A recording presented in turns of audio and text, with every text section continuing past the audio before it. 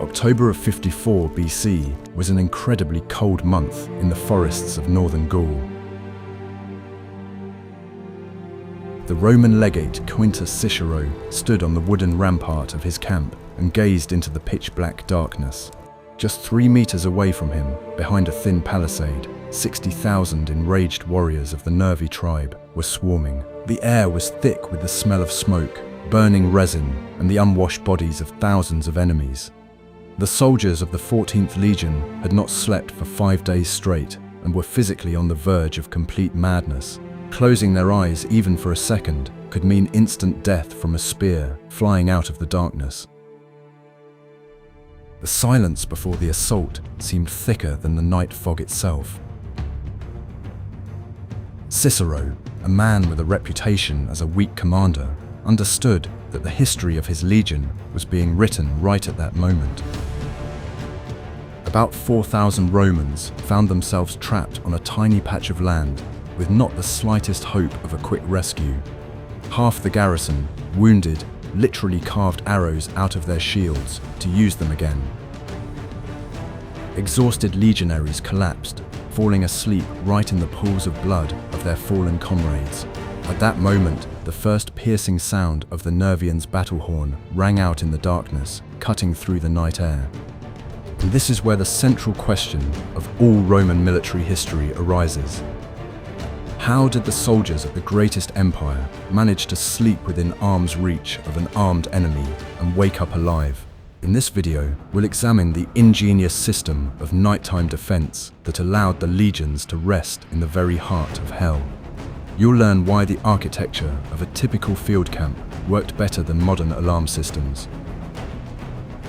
We'll delve into the psychology of critical sleep deprivation and understand how ancient commanders outwitted human physiology. This is a story of iron discipline, bloody punishments, and survival techniques still used today by elite special forces. But there's one important point that makes this story even more striking. We'll explore this system not through dry regulations, but through the lives of real people. You'll see how Quintus Cicero transformed from a lackluster politician into a true military leader.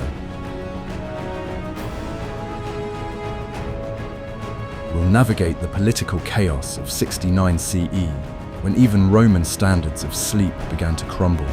You'll understand why a single sleeping sentry could lead to the destruction of an entire legion of 5,000 men. And now, let's return to those cold Gallic forests and examine the first line of defense.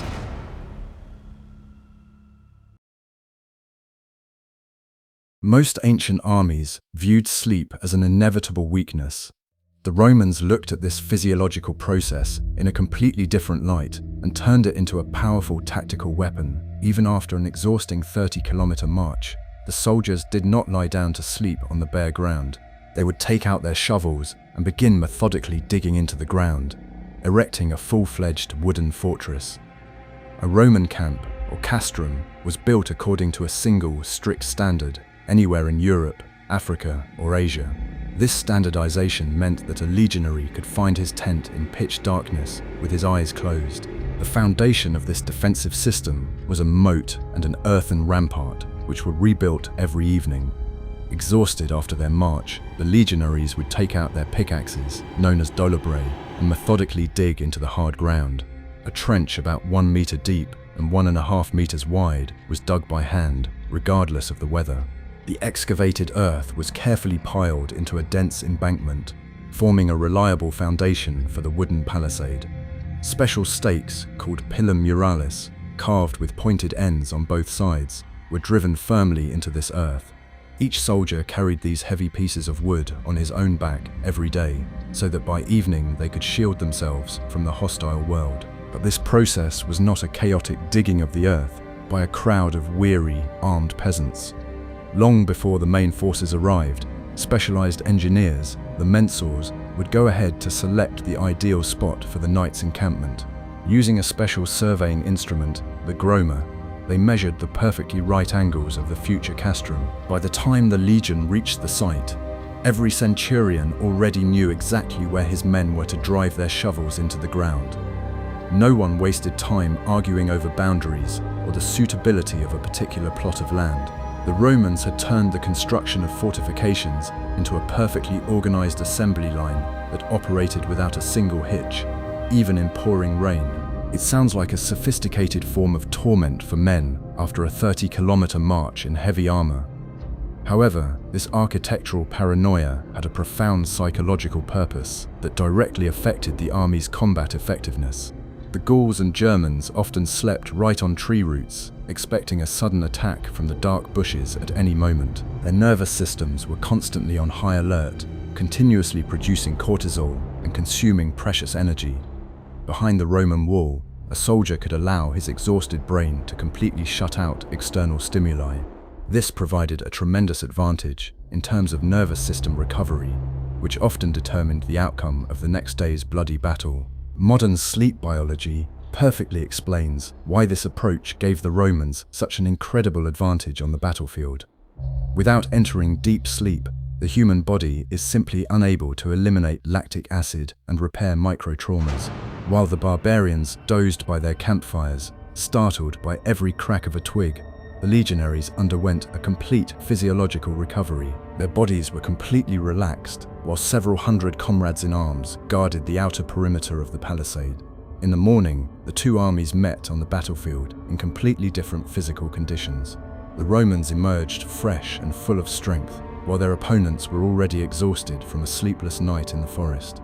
The Greek historian Polybius left us the most detailed and admiring account of this ancient military machine.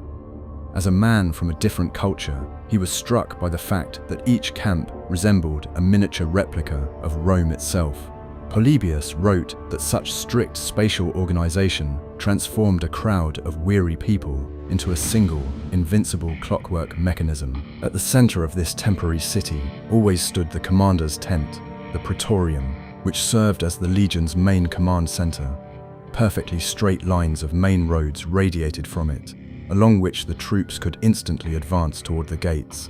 Everything was thought out, down to the smallest detail, so that, in the event of a nighttime alarm, no one would get lost in the darkness. Particular attention in this layout was paid to the area between the palisade and the first rows of tents. The tents of ordinary legionaries were pitched at a strict distance of 60 feet from the outer earthen rampart. This empty buffer zone, called the intervallum, was a truly ingenious solution devised by ancient military engineers. It served not only to allow troops to assemble safely before leaving the camp without causing a crush. It was precisely this empty space that saved thousands of lives during sudden nighttime attacks. Barbarians could hurl a spear over the wooden wall, but it would simply fall onto the empty ground, causing no harm to those asleep. Inside the camp itself, the basic unit of life was a leather tent called a contubernium. 8 people slept in it, constituting the minimum combat and living unit of the Roman army. These tents were sewn from calf hides, which provided excellent protection against cold rain, but became incredibly heavy when wet. A special mule carried this shelter on its back during the daytime march, along with hand-cranked grain mills. The 8 legionaries literally lived as a single organism, depending on one another every second. Together, they ground wheat, cooked meals in a small cauldron, and marched to the front lines. The atmosphere inside such a dwelling would hardly appeal to a modern person accustomed to comfort.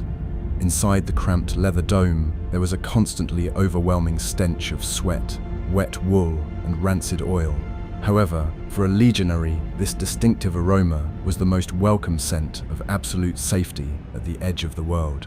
The soldiers tried to keep warm under heavy blankets, listening to the icy wind of Gaul howling outside. Their shields and swords lay within arm's reach, ready for battle at the first sound of the trumpet. But as long as the trumpet remained silent, these 8 men could afford the luxury of true rest. Surprisingly, modern military bases are built according to exactly the same modular principle as castra.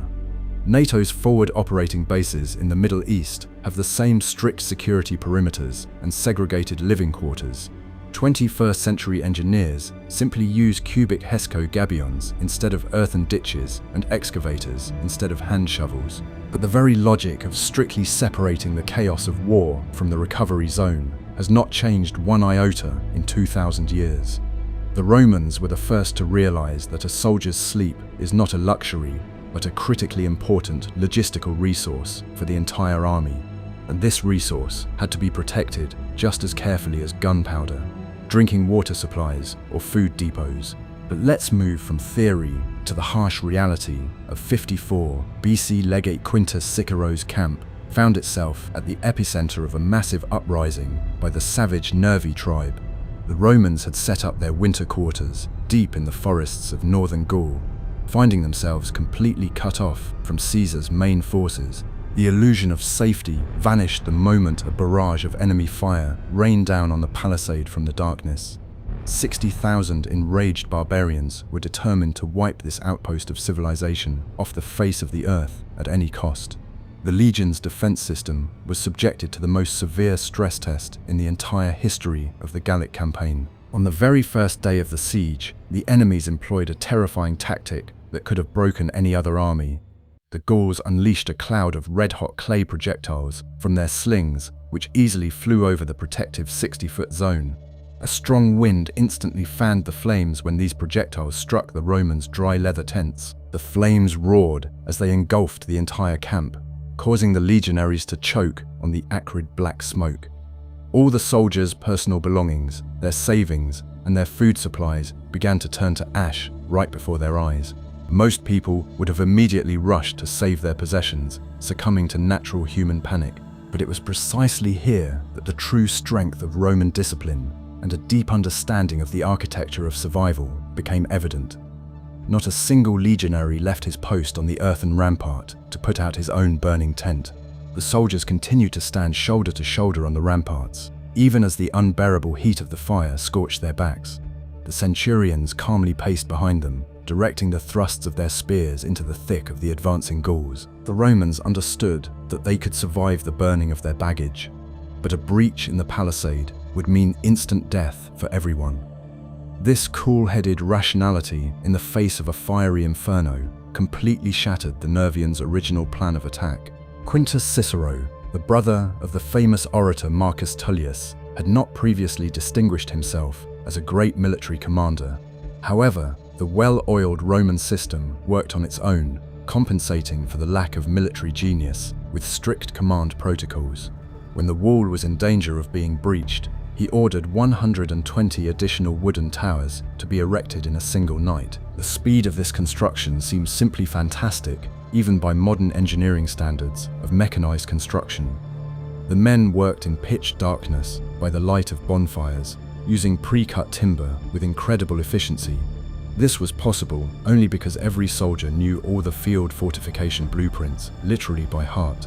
The Roman army was not made up of rough, uneducated brutes, but of highly skilled builders with swords in their hands. By day, these men repelled relentless attacks by the barbarians, bleeding out on the wooden walls of their fortification. By night, they took up their tools and became carpenters, methodically reinforcing the weak points of the defenses. The energy expenditure of such a lifestyle exceeded all conceivable limits of human endurance. Their muscles burned with strain, and their lungs were choked with smoke. But construction did not stop for a single second. The legionnaires defied death itself, transforming pieces of wood into reliable shields for their exhausted bodies. But the Gauls were quick learners as well, and the course of this confrontation became truly uncompromising. Realizing that a surprise attack on the camp would fail, the Nervi began to employ the very Roman siege tactics they had faced. They surrounded Cicero's positions with their own wall and dug a moat of an incredible length, 15 miles. Most astonishingly, the barbarians had no iron shovels, so they dug the earth with their own battle swords. The Gallic warriors carried the excavated soil away in their cloaks, demonstrating frightening tenacity and organization.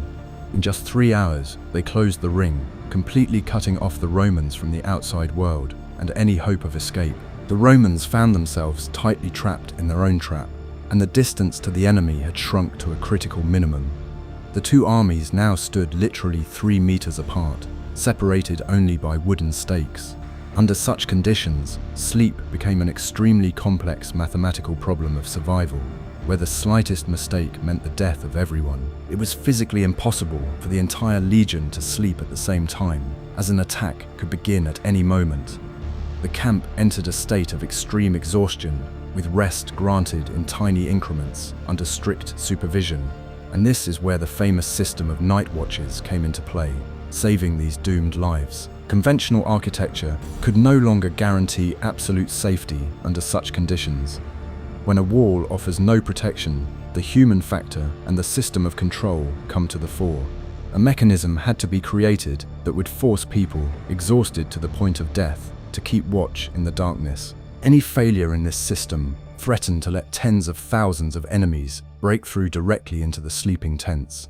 How did the Romans organize their night watch so as not to go mad from exhaustion? The answer lies in water clocks, and one of the most brutal punishment systems in human history. The night in a Roman camp was officially divided into 4 equal parts, called vigilia or watches. This division was ingenious in its simplicity and mathematical precision. Each watch lasted exactly 1/4 of the time from sunset to sunrise. In winter, these shifts grew longer, and in summer, correspondingly shorter. To measure time, the Romans used a clepsydra, a complex water clock. Water dripped slowly from one vessel into another, impassively counting down the minutes until the changing of the guard. Only a portion of the legionaries from each unit took the watch each night. If a concubinea consisted of 8 men, 1 or 2 would be sent to the wall. The remaining 6 were granted the precious right to fall into a deep sleep in their tents. This allowed 75% of the army to get a full night's rest, even on the most dangerous nights. Modern sleep research confirms the effectiveness of such microcycles under extreme conditions. The Romans simply figured out the ideal balance between security and recovery through trial and error. But standing in the dark and staring into the forest was unbearably boring and terrifying at the same time. When fatigued, the human brain is prone to seeing illusions and falling into microsleep. To prevent the sentries from falling asleep, the Roman army devised a system of constant psychological pressure.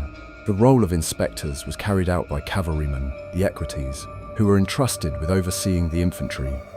These patrolmen, called tesserari, moved silently along the walls all night long. They checked not only to ensure the soldiers were awake, but also that they knew the special password.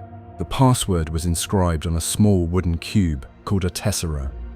Every evening, the legion commander chose a new word, often related to an impending victory or the gods. The tessera was passed down the chain of command from the tribune to the centurions, and from them to the rank-and-file soldiers.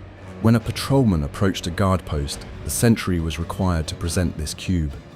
If the wooden cube was missing, or if the soldier was asleep, the patrolman did not wake him with shouts. He simply took the sleeping soldier's cloak or his weapon as irrefutable evidence of guilt. In the morning, that cloak became the main piece of evidence at the tribunal in front of the entire legion. Now imagine the level of stress a typical Roman recruit faced. You're standing in the cold, your muscles are burning after the march, and your eyes are drooping from chronic fatigue. On one side, Celts are hiding in the bushes, ready to slit your throat. On the other hand, your own officer is walking through the camp, ready to send you to your execution. This dual fear forced the legionaries to keep their eyes open at all costs. The historian Josephus described these patrols in detail during the Jewish War. He noted that the Romans' discipline seemed to their enemies like a manifestation of some divine order.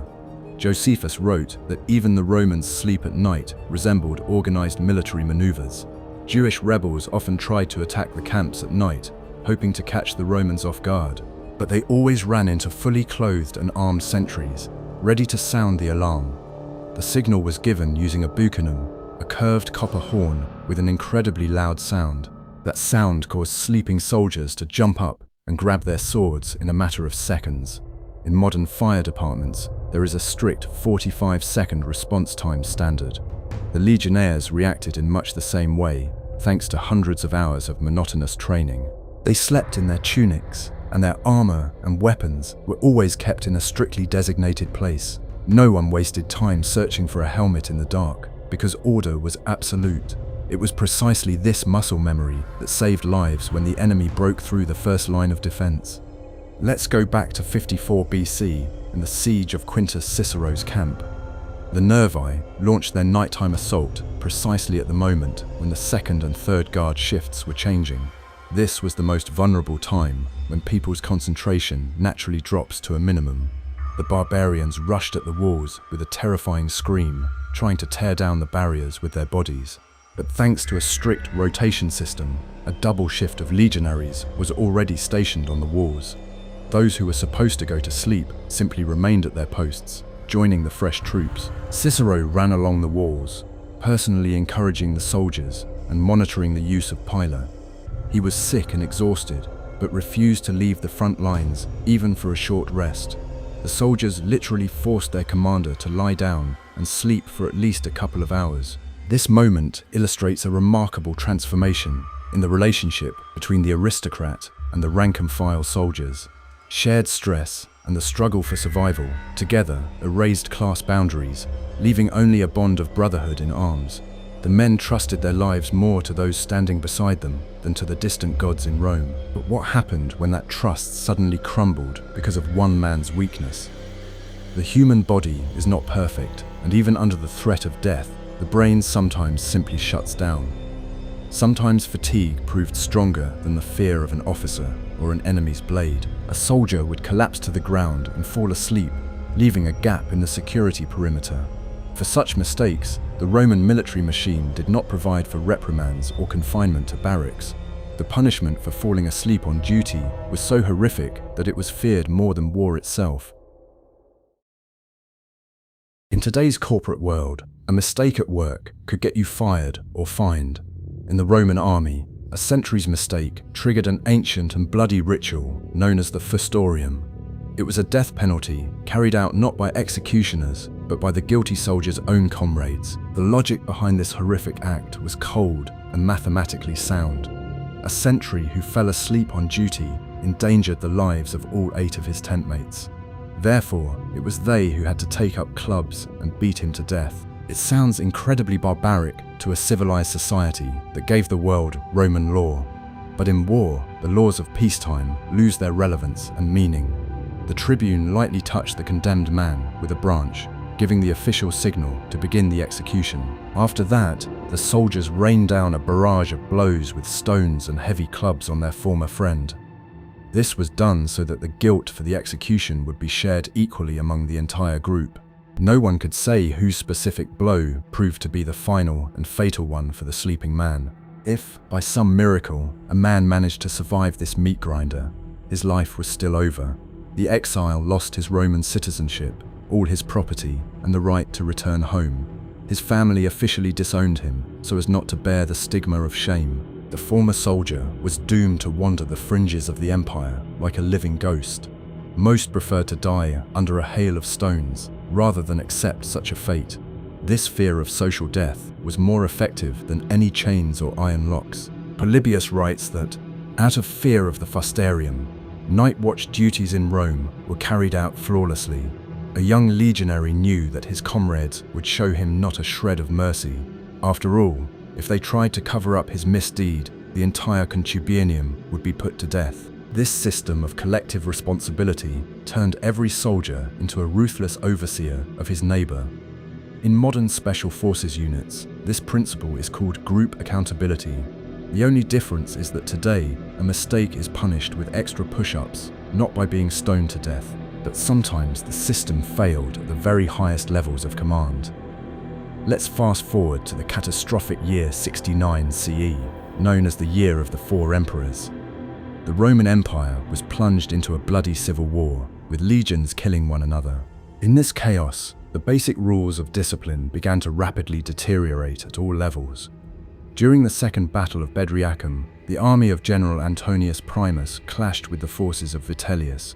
This battle took place at night, violating all ancient traditions of proper warfare. Antonius Primus's soldiers fought for several hours straight by the pale light of the moon. The shadows cast by the trees stretched out, creating terrifying illusions of attacking enemies. The artillery fired blindly, sometimes striking their own advancing ranks in the pitch-black darkness. By dawn, Vespasian's victorious troops had reached the mighty walls of Cremona. The men were so physically exhausted that their basic instincts overrode their reason. Thousands of Roman legionaries simply collapsed to the ground right within range of the enemy's arrows. The historian Tacitus has left us a striking description of this moment of total exhaustion. Soldiers slept right on their blood-stained shields, lying atop the corpses of slain enemies. No one was digging trenches, no one was posting sentries, and no one was organizing guard rotations. The chain of command had collapsed because the officers were sleeping alongside their men. If the Cremona garrison had launched a sortie at that moment, the entire army would have been annihilated. It was a classic example of what happens when basic safety rules are ignored. Fortunately for Antonius Primus, the city's defenders were just as frightened as his soldiers. The besieged looked down from the walls at the sleeping army and were afraid to open the gates. As the sun rose higher, the officers began kicking their men awake. The soldiers woke up completely disoriented, barely understanding where they were. They had to storm the enemy's fortified camp without proper rest or breakfast. This episode proved that a lack of sleep discipline costs more than a lost battle. The chaos of 69 CE came as a massive shock to the Roman military elite. After the victory, Emperor Vespasian realized that the army needed to be urgently returned to strict standards. Without regular encampments and sentries, the legions were turning into nothing more than an armed mob. A complex process began to restore the good old traditions of ruthless control. Old-school commanders took the stage, ready to burn out weakness with a red-hot iron. They believed that sweat from training and fear of punishment kept soldiers alive in battle. Reviving this system was incredibly difficult after months of anarchy and lawlessness. It required a man with an iron will and a complete lack of sentimentality. History knows of several such stern reformers, but one of them stands out in particular. His methods for restoring order in the camps became the stuff of legends and ancient textbooks. He demonstrated how an entire army could be made to sleep or stay awake at the snap of his fingers. The name of this commander became synonymous with fear for all the lazy soldiers of the empire. Gnaeus Domitius Corbulo was a general who looked as if he had stepped down from a pedestal as the god of war. He was towering in stature, possessed a thunderous voice, and had an utterly unyielding character. In the 1st century CE, he was tasked with dealing with the Parthian threat in the east. But when Corbulo arrived in Syria, he found not an army there, but a rabble of idlers. The local legionaries spent the winter in warm cities, wore fine clothes, and had long since forgotten about discipline. Some veterans had never even stood night watch on the front lines in their entire lives. For Corbulo, this was not merely a violation of military regulations, but a personal affront to Roman traditions.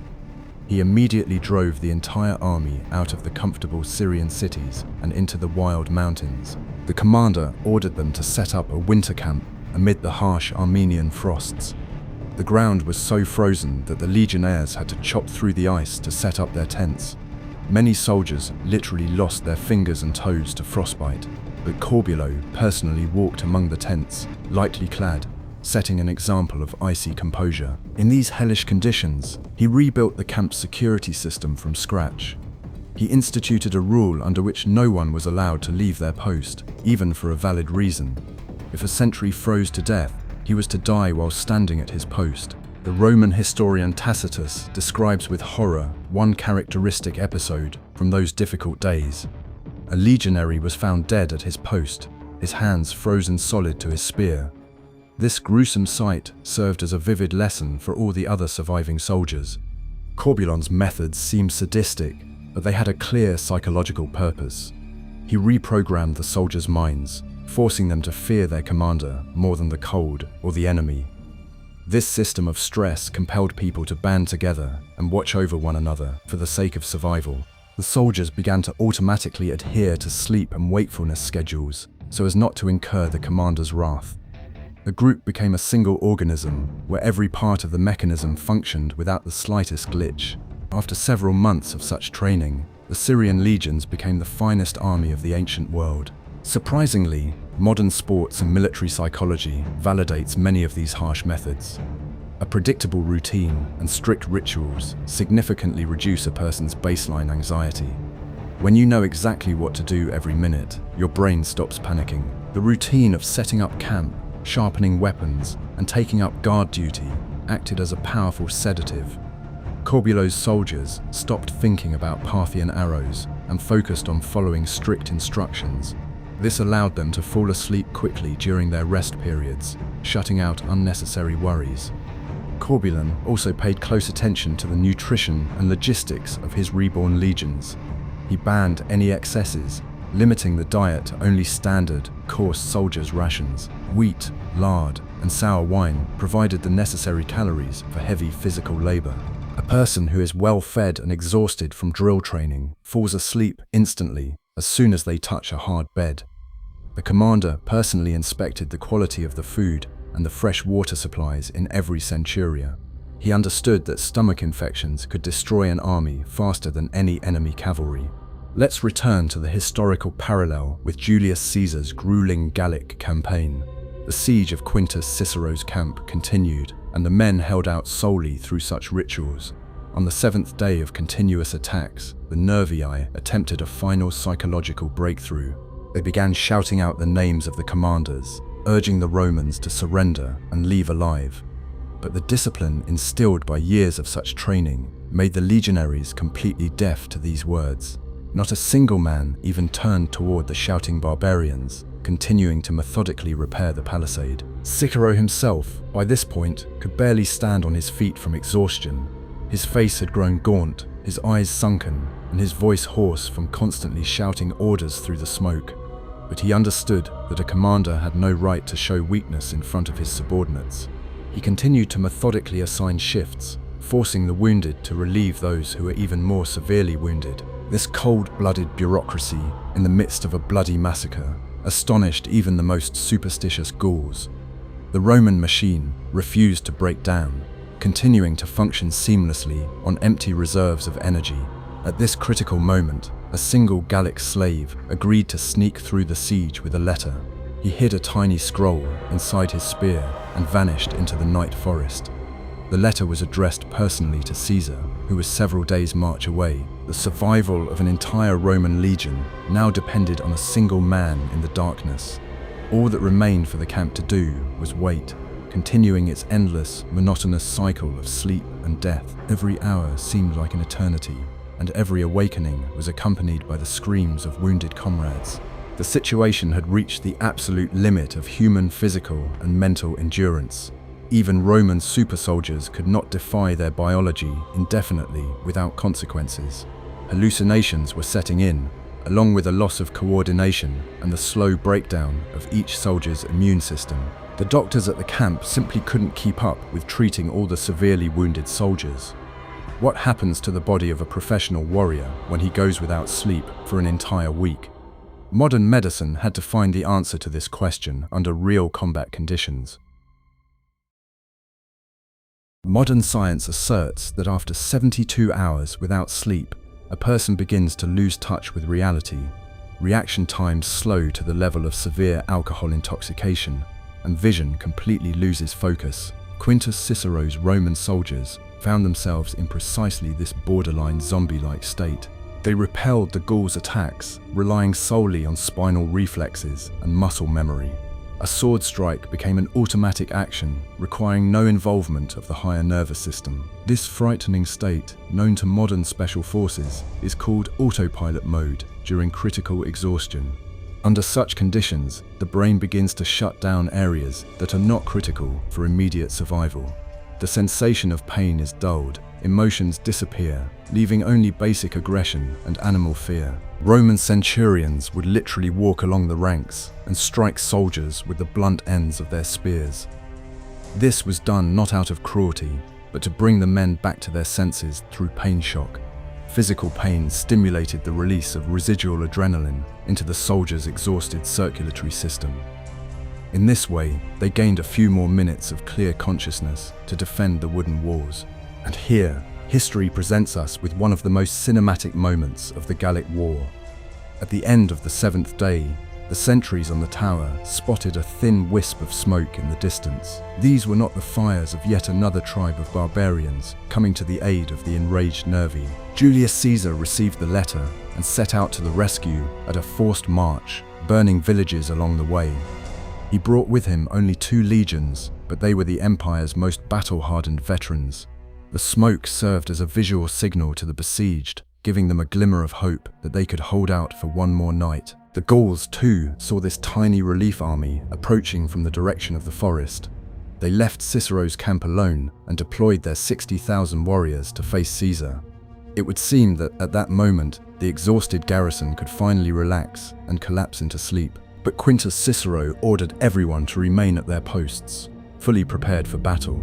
He knew that letting one's guard down after prolonged stress often leads to sudden death from cardiac arrest. Discipline had to be maintained until the very last second, until the threat was completely eliminated.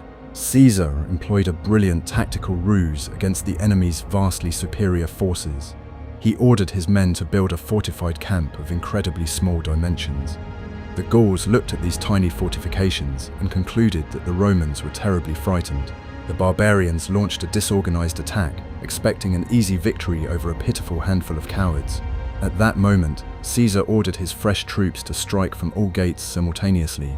The Roman cavalry and infantry literally tore the Nervi's stretched-out ranks to shreds. When Caesar finally entered Cicero's camp, he was deeply shaken by what he saw. 9 out of 10 surviving soldiers had wounds of varying severity. The men looked like living skeletons in crumpled armor, covered in black ash and caked blood. Yet they still stood in perfect formation, saluting their great commander-in-chief.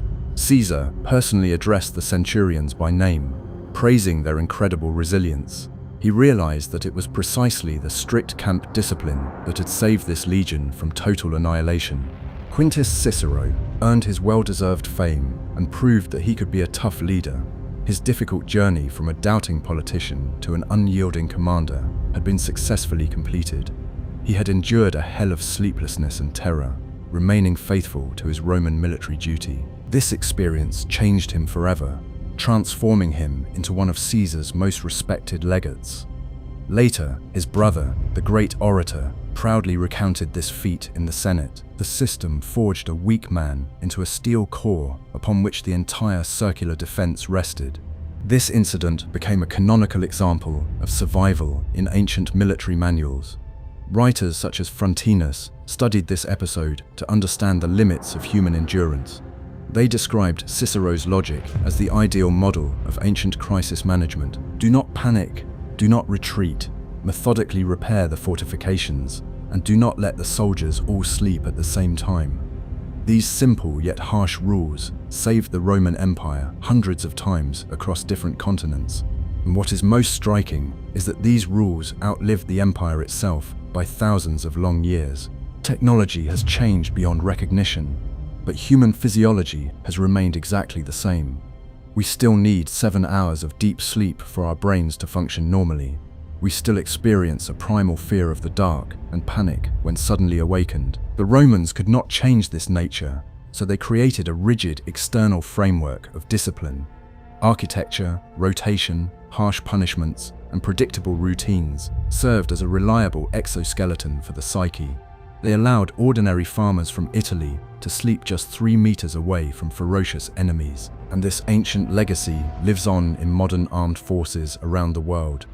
Special forces, marines, and elite units aren't inventing anything fundamentally new. They are merely masterfully adapting ancient experience to the conditions of modern high-tech warfare. How exactly do Roman protocols manifest themselves in 21st century bases in combat zones? Why do American Rangers learn the same century rules as Caesar's legionaries? Let's take a look at the culmination of this evolution of the military craft and draw a final conclusion.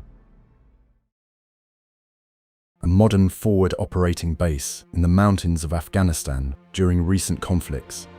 Soldiers return from a grueling patrol, exhausted by the unbearable heat and constant stress, but they do not immediately head to their comfortable, air-conditioned tents for a well-deserved rest. First, they clean their weapons, replenish their ammunition, and carefully check the security perimeter. This is a direct echo of a Roman rule that prohibited rest until a fortified camp was fully secured. The routine of restoring combat readiness always takes precedence over the personal physical comfort of each soldier. The principle of guard rotation has remained absolutely unchanged since the days of the stern centurions. In high-risk areas, modern soldiers follow a strict schedule of very short shifts. A person is physiologically unable to maintain maximum concentration for more than 2 or 3 hours. Therefore, shifts change constantly, allowing the other soldiers to get the necessary amount of sleep in short bursts. Just as in a Roman concubinea, the entire small tactical group is responsible for the perimeter. A mistake by a single sentry with night vision goggles is just as fatal as a mistake with a gladius. The psychological defense of a modern camp also replicates the castrum with frightening historical accuracy. Heavy Hesco concrete blocks filled with sand have replaced the earthen rampart and wooden stakes. The cleared firing zone around the base is the same 60 feet of empty space. All of this is done to create the illusion of absolute safety within the military perimeter. A soldier must know that behind these blocks, he can take off his body armor and close his eyes in peace.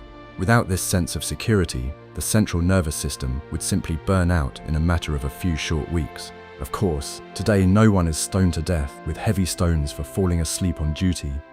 The Fusterium remains in the grim past as a relic of ancient barbaric cruelty. However, a court-martial for abandoning one's post in a combat situation means the end of one's career and prison. Social pressure within the unit works just as effectively as the Romans' bloody chain of responsibility. No one wants to be the inattentive guy who caused the entire base to go up in smoke.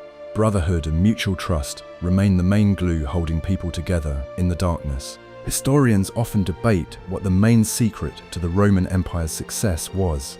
Some point to the superior tactics of the maniples. Others praise the quality of their steel swords and shields. Still others constantly talk about their unmatched logistics and skill in building smooth, paved roads. But Rome's true strength lay in the boring, monotonous, and mundane basics. The ability to organize a safe night's sleep for 5,000 people in a wild forest is a masterpiece of engineering. It was precisely this tedious routine that won wars, grinding down brave but disorganized enemies. Barbarians fought for personal glory, rich spoils, or to defend their home villages. The Romans fought as a systematic mechanism, where emotions were completely subordinated to strict regulations. A Gallic warrior might have been stronger and more ferocious than the average Italian peasant in a combat legion, but by morning, the Gaul would be collapsing from exhaustion, while the Roman would wake up in a sheltered tent. The system always defeats the individual in the long run, no matter how heroic they may be. This is the cruel mathematical rule of war, which Rome was the first to formulate and vividly demonstrate. We can clearly see how history cruelly punishes those who forget these basic rules. When Antonius Primus's legions collapsed into the mud near Cremona, they nearly lost everything. When Corbulo's invincible army let its guard down in Syria, it became a laughingstock for the Parthian horse archers. Only a return to the shovel, rotating shifts, and a primal fear restored their status as invincible. Survival is not a one-time act of heroism, but daily, arduous, and exhausting labor. And this labor begins not on the battlefield, but in the evening, when the sun sinks below the horizon. Quintus Cicero, standing on the wall of his besieged camp, understood this truth at the cost of much bloodshed. He was not an invincible superhero. He was an ordinary man who trusted a system that worked. The water clock dripped rhythmically, sentries changed shifts, and secret passwords were whispered from hand to hand. This rhythmic pulse of the camp marked the beat of survival itself amid the primal, blood-soaked chaos. Rome won not because its soldiers were completely unafraid of a painful death. Rome won because it taught its soldiers to sleep alongside that paralyzing fear. The next time you complain about not getting enough sleep or a bad bed, remember this story. Remember the people who fell asleep under a hail of flaming arrows on the frozen, hard ground. Remember the weight of the wooden password cube in the hand of a sentry frozen to death in Armenia. Think about how the human body can successfully adapt to the most unimaginable conditions. Our bodies are capable of amazing things when rigorously subjected to iron discipline. Ancient history isn't just a collection of dusty dates, it's a detailed manual for extreme survival. Today we live in a world of comfort, where safety seems like every person's natural right. But this fragile security was earned through millennia of trial and error and bloody military trials. We sleep peacefully only because someone else learned how to organize a proper night watch. And the technologies of ancient Rome still invisibly guard our peace on the far frontiers of civilization. It is a stunning realization of just how closely we are always connected to our incredible ancient past. And with that, our deep dive into the nightlife of the legions comes to its logical conclusion. The history of Roman camps and night watches proves one very simple yet incredibly important truth. True military professionalism does not lie in the ability to swing a heavy sword gracefully in the town square. It lies in the unique ability to maintain order when everything around you is plunged into panic and darkness. Quintus Cicero, the stern Corbulo, and thousands of nameless legionnaires have left us a powerful historical lesson in survival. Strict discipline is not a restriction on personal freedom. It is the only effective tool for preserving it. And every wooden stake in the high Roman rampart was a symbol of this unshakable truth. History is not just boring, dusty tomes and endless lists of long-departed, ambitious emperors. Behind the dry figures of military casualties and the dates of triumphs lie the fates of living, utterly exhausted people. These people were simply trying to survive, fend off their enemies, and get a chance to close their eyes in peace. Their bloody experience, paid for with the lives of entire generations, forever changed the science of human survival. The Roman war machine is gone, but its algorithms continue to operate in every modern army around the world. And this is the best proof that true ancient genius has no expiration date.